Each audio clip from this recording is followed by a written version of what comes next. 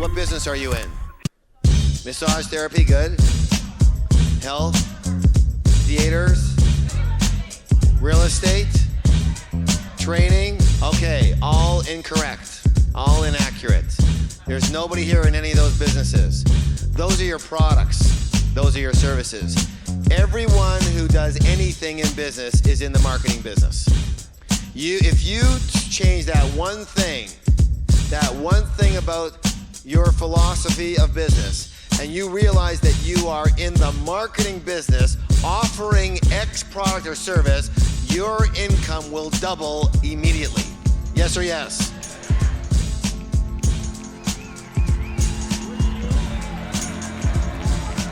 Wow, I should go home right now. It can't get any better than that.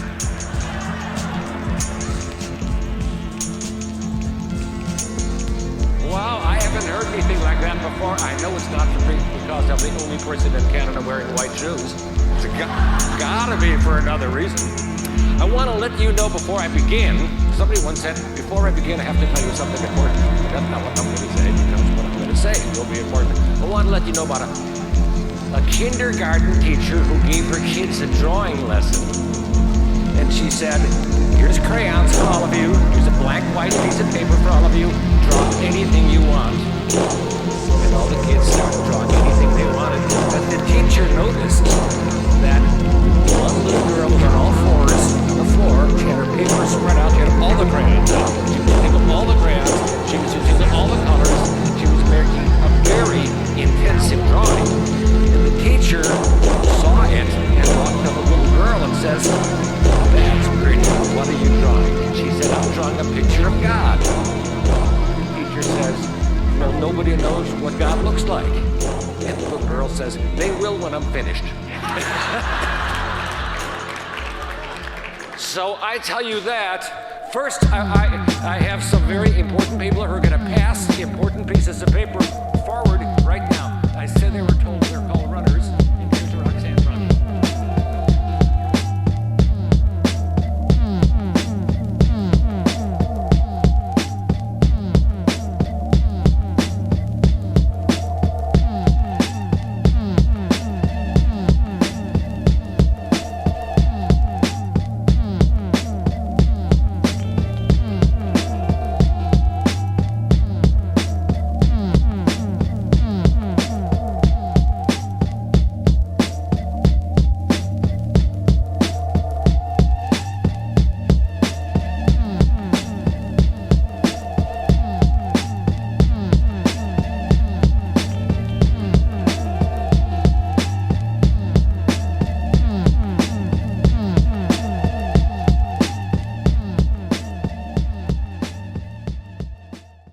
Emphasize a point.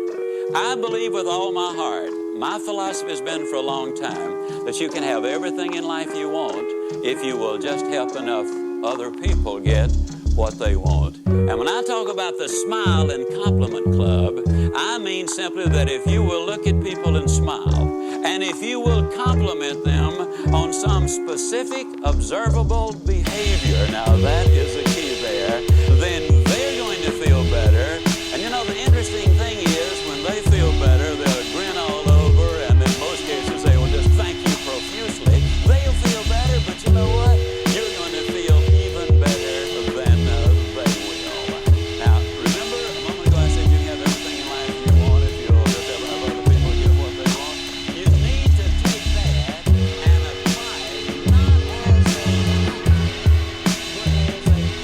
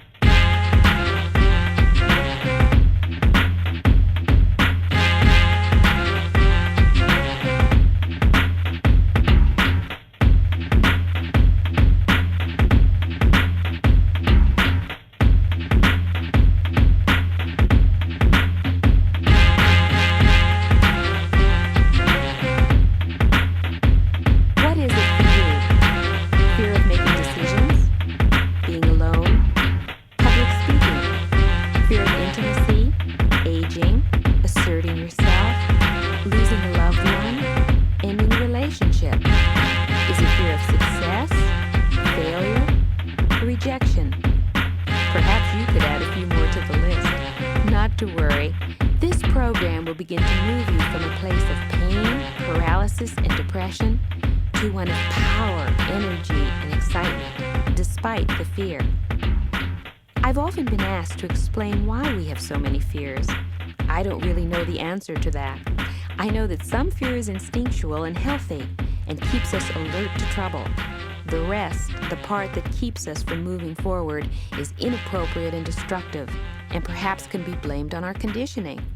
After all, have you ever heard a mother call out to her child as he or she goes off to school? Take some risks today, darling.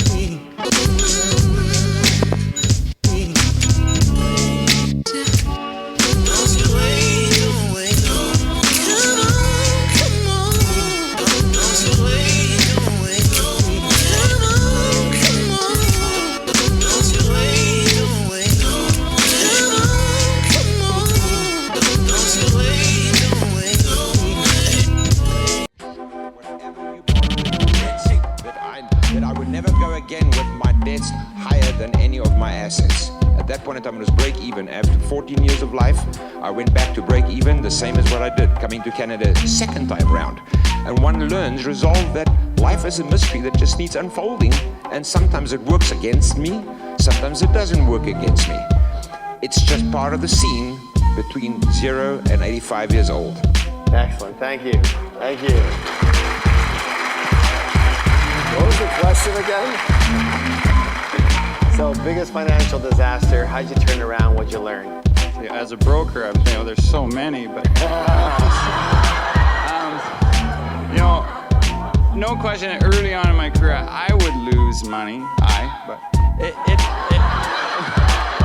it never seemed so bad, and it was never really bad. I always knew I could get myself out of that hole, but, along the way, I got involved in some speculative issues, and some clients lost money, and it was on my call, and that really affected me big time. And from that point forward, I knew I had to bring my level of research to everything shaped in my favor.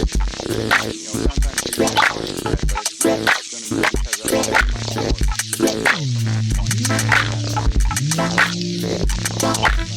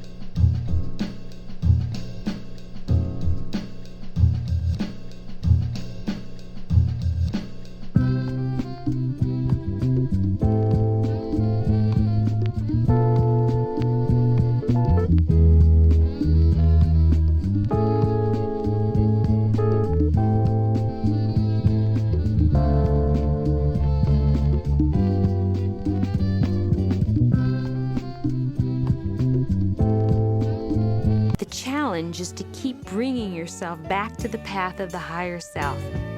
Sometimes you'll experience the ecstasy of being in the flow. Sometimes you'll experience the agony of being way off course. Just say yes to it all. Say yes to life. Participate, move, act, write, read, sign up, take a stand, or whatever it is for you. Get involved in the process. Know you make a difference. Know that you count. And if you don't believe it, act as if you do. The question that will always be on your lips is, if I really made a difference here, what would I be doing? And do it. If I really made a difference to my family, what would I be doing? And do it. If I really made a difference at work, what would I be doing? And do it. It feels so good to align with some higher purpose.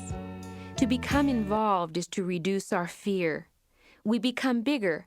We move away from what George Bernard Shaw called that feverish, selfish little clod of ailments and grievances, complaining that the world will not devote itself to making us happy.